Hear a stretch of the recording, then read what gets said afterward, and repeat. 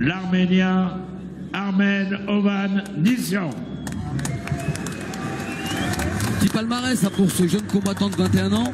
Ouais, petit palmarès pour ce petit combattant de 21 ans qui amène 1m72. Imaginez s'il retrouve Zakaria. Ouais, ça va être le grand écart.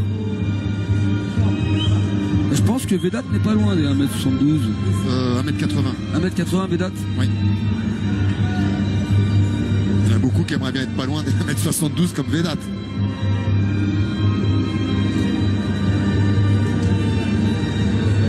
Après, de toute manière, on s'entraîne pour être face à n'importe quel type de combattant, hein, des grands, des petits, on se met dans toutes les situations, on a des sparring à la salle. Des gauchers, des droitiers. Ils peuvent faire 1m90 et vous 1m65. Enfin, vous avouerez que le règne de Semih Schilt avait posé quand même de nombreux problèmes à tous les adversaires qui faisaient moins de 2 mètres. Ouais, c'est vrai. Et voilà, on était chez les poids lourds, ça change un peu la donne. En plus. Parce que là, il n'y a ni pas de limite de taille, ni limite de poids. Bon, la dernière fois qu'on avait proposé un combattant arménien sur l'antenne de RMC Sport, Kamel, on peut pas dire que ça s'était super bien passé pour lui. C'était lors du dernier Glory. Ouais. Ah, c'était bien passé pour notre Français en tout cas, ça reste essentiel. Haroun Grigorian. D'ailleurs, il est là, notre champion du Glory, Cédric Doumbé. Également beaucoup de champions ce soir présents. Aziz Lali, mais on y reviendra après. Morad Sari. Ayoub El Kaïdar. 16 kilos, 300 grammes. L'ancien champion Jamel Yacouben. 47 combats, 45 victoires, dont 38 par KO. Il a été 4 fois champion du monde. C'est un grand champion qu'on accueille dans ce tournoi et au Palais des Sports de Tours. Mesdames et messieurs, sous applaudissements, le Turc Vedat Odouk. Il est managé et entraîné par son compatriote Tarek Solak. Mais lorsqu'il vient en France et que son manager ne peut faire le déplacement, eh bien c'est l'ami de son manager, l'homme qui l'a fait boxer le plus de fois en France, Kader Marouf, qui nous le prépare et conseille. Kader Marouf qu'on retrouvera d'ailleurs en ce qui nous concerne dans une semaine au Pasino de hier. Ce sera le 6 avril et ce sera retrouvé évidemment très rapidement sur RMC Sport, la 3e étape du Partouche Kickboxing Tour Ultimate Tournament 2019. Avec un palmarès bien sûr exceptionnel hein, pour Vedat Odouk, 47 combats, 45 victoires, seulement 2 défaites, les 2 enregistrés face au même homme, le français Cédric Doumbé. Et il va avoir du soutien dans la salle parce qu'il y a une forte communauté turque ici à Tours. Kamel, il y a quelques années de cela, pour un gala organisé par Hadj Mekedem, l'organisateur de cette nuit des Titans, il était à la recherche d'un adversaire pour Fabio Pinca et de préférence turque parce qu'il y avait du soutien. Et j'avais réussi à lui amener Tayfun Özkan, aujourd'hui champion de l'Enfusion. Et on va pas se le cacher, hein, c'est une communauté qui accompagne très bien les combattants. Des gros supporters. Donc ça remplit la salle aussi. Dans la catégorie des moins de 77 kilos, qui va se dérouler en 3 rounds de 3 minutes. L'arbitre de cette demi-finale est Geoffrey Anjibou.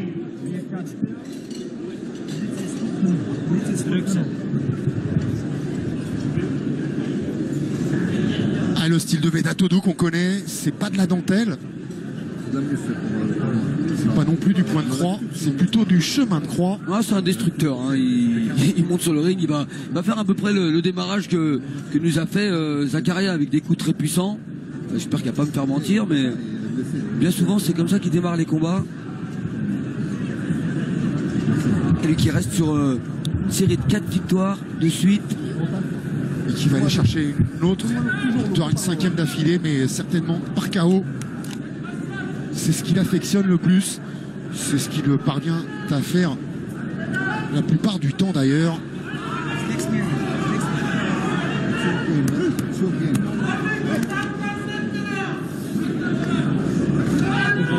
28 KO sur 45 victoires.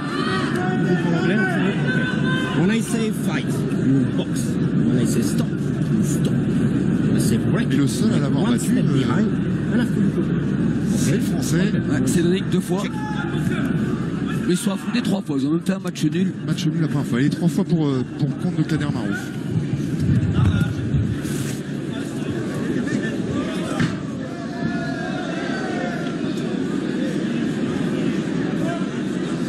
Attention, hein, ces combattants qu'on connaît pas beaucoup, ça peut surprendre et on voit que c'est un style de fonceur.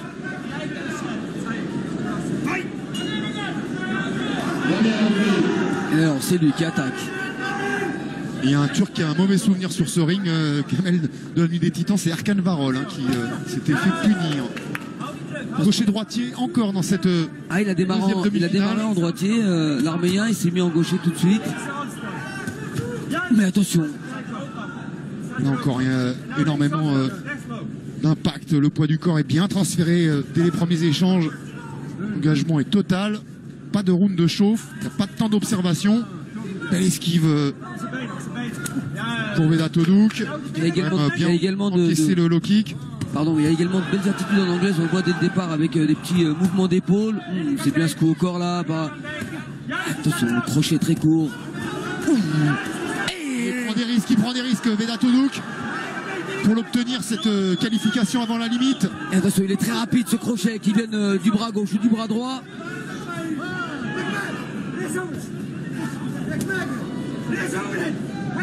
Le crochet du gauche qui passe systématiquement au-dessus de l'esquive rotative de Vedat Odouk. Malgré les 8 cm d'écart. J'espère que ça va durer parce que là, on voit quand l'Arménien envoie ce crochet, il y a beaucoup de vitesse et de puissance. Il en a pris un, Vedat.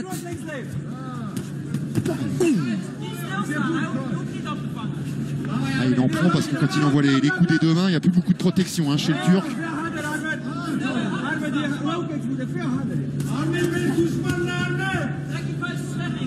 Vedat qui a un peu modifié son démarrage hein, dans les combats. D'habitude il avance, il recule jamais. Là il a l'Arménien qui lui laisse pas le choix en fait. Mais peut-être qu'il s'est passé une espèce de Tyson effect, Kamel. Hein, Tyson qui terrorisait ses adversaires avant même le combat jusqu'à ce qu'il soit défait et qui du coup après a perdu un petit peu de cette aura terrifiante, ce qui a permis à d'autres boxeurs de tenter leur chance et pour certains de réussir. Et bien il la prend sa chance justement pour l'instant l'Arménien.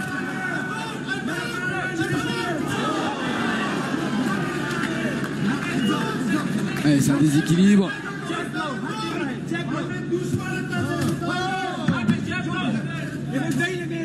Mais honnêtement, là, quand je les vois partir en crochet, là, c'est celui qui aura le meilleur équilibre parce que vraiment, il y a de la puissance des deux côtés. Ouais, celui qui touchera le mieux, celui qui trouvera la pointe du menton. Et là, pour le coup, d'être petit, c'est un avantage. Centre de gravité plus bas, on peut rentrer un peu mieux avec les appuis. Attention, Vedat, il faut lever ce bras droit.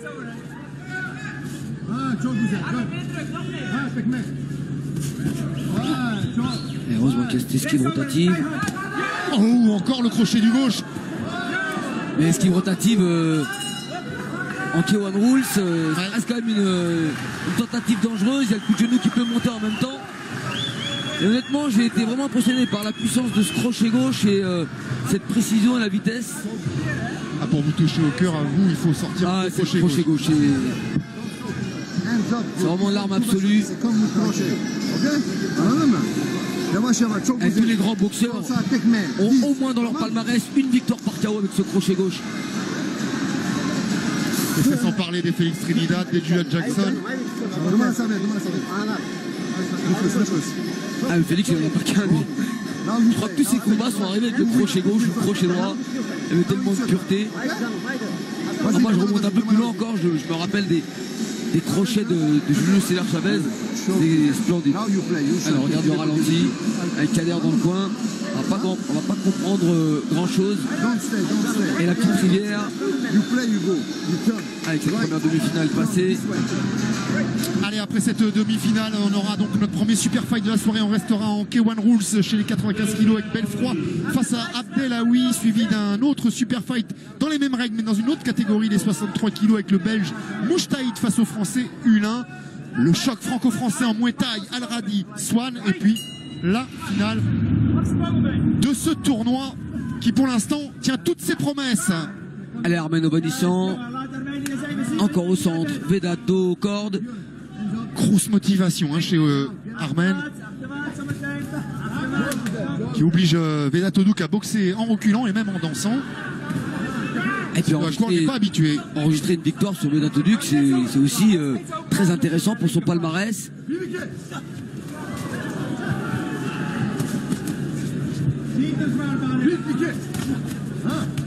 Et on oublie un petit peu les jambes là chez Vedato Duc.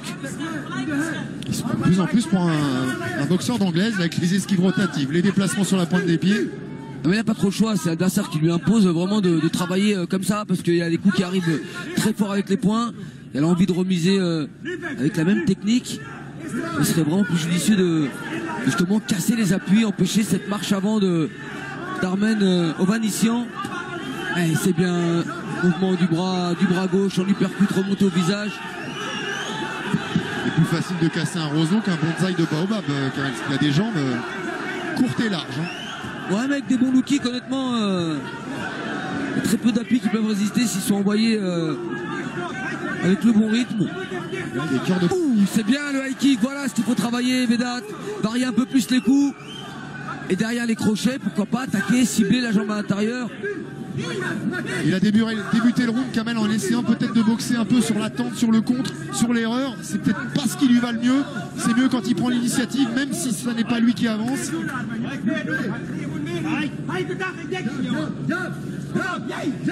Face à ce genre de combattant, il faut opposer la mobilité, bouger, taper, décaler. Oh, il a touché avec le crochet du gauche, Vedato Duc.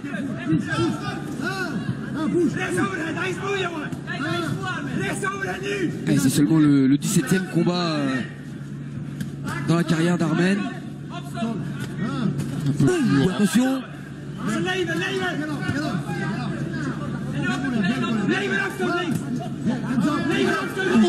bras arrière. Ah, le bras arrière. Il a été contré, il a amorcé une attaque, Vedato Duc. Ah, il le sait, Vedat, à main haute. Il sait qu'il y a face à lui un combattant qui peut le coucher. Par contre, s'il se prend un boxeur d'anglaise, ce serait bien que ce soit pas Floyd Mayweather, parce que pour l'instant, il y a beaucoup de coups qui rentrent et que la garde de Vedato Duc est loin d'être irréprochable. Ouais, là, il a encaissé au moins 4-5 crochets.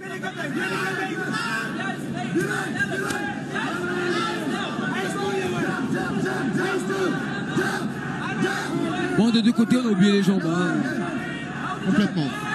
Cherche le coup dur, on veut le KO. En tombant, ce pied qui aurait pu faire des dégâts chez l'Arménien. Marquez, si ça reste comme ça, que ce soit l'un ou l'autre, c'est bien pour Zakaria quand même. Hein. S'ils oublient d'envoyer des coups de pied, il n'y aura pas de low kick. Ouais.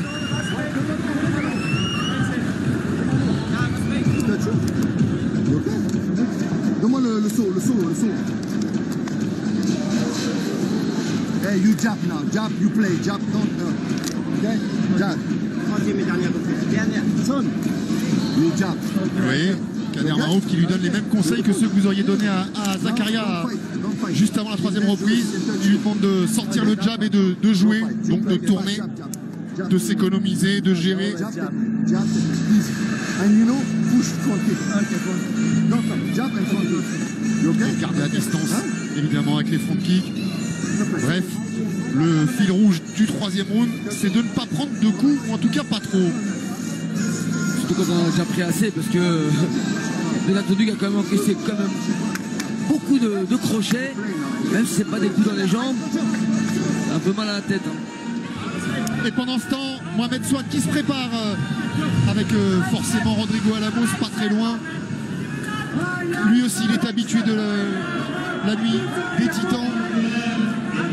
Il a vécu la défaite face à Jimmy Guéno, mais il a aussi connu beaucoup de victoires. Allez, troisième et... des invités réguliers, c'est parti pour la dernière reprise. Et un Arménien toujours aussi agressif. Ovanisyan, enragé.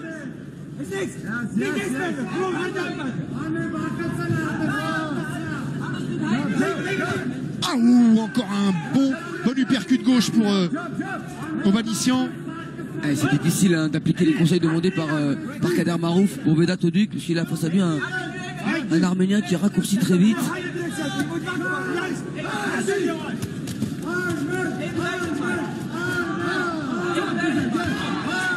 KO sur ses 10 victoires. Ah, il pensait sans doute avoir... Oui, c'est bien, ça fait partie du jeu qu'avait demandé Kader Marouf avant la reprise. Le déstabiliser son adversaire comme ça. C'est bien la vitesse là sur ce mouvement de 4 coups en anglaise. Tout en ligne. Et comme on désaxe pas en face, il va tout rendre. Là, ce sera quand même un combattant intéressant à suivre dans les années à venir. Armen Hovhannissian, lorsqu'il aura largement dépassé les 10 combats. C'est sûr, avec ce qu'il nous démontre ce soir, et c'est pas face à n'importe qui, on le rappelle, hein, il est face à Vedat Oduc. Faire reculer Vedat Oduc pendant 3 rounds, c'est pas nombreux. Hein. Oh, et touché même avec cette droite. Une droite dans la seule énergie. Allez, et la motivation extrême dont fait preuve depuis tout à l'heure Armen Hovhannissian.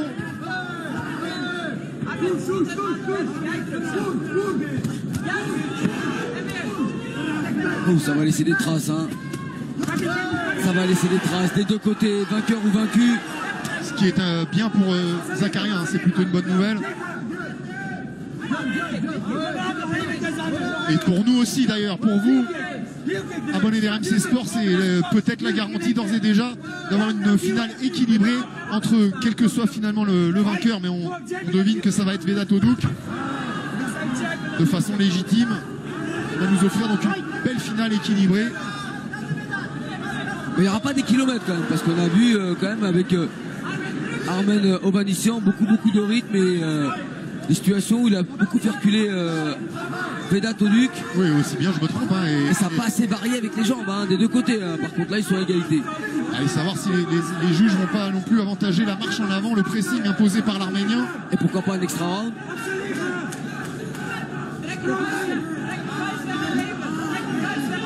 Attention, choc de tête. Finalement, il est plus souvent resté en droitier que gaucher, Armen Hovhannissian. C'est la fin de cette très belle rencontre. Allez, belle intensité pour cette seconde demi-finale. Vedat Oduc satisfait de sa performance, du moins en apparence.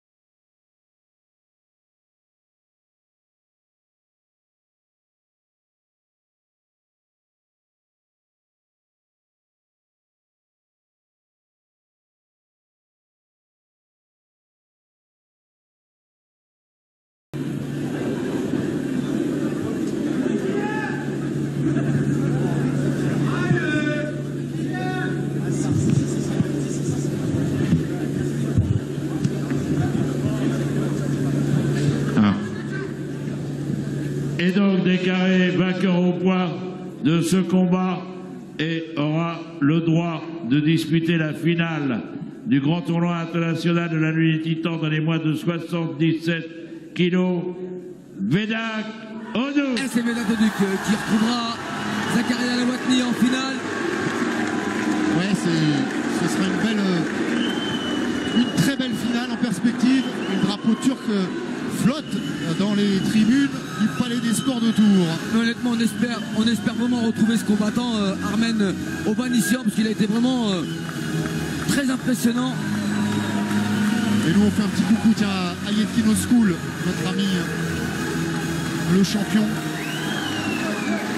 On avait vu à Strasbourg il y a cela 15 jours à l'occasion du Glory, qui était dans le coin d'Anissa Mexen. Ouais, exceptionnel ce combattant Yetkin School. Ouais, de talent sur le ring et de gentillesse à l'extérieur.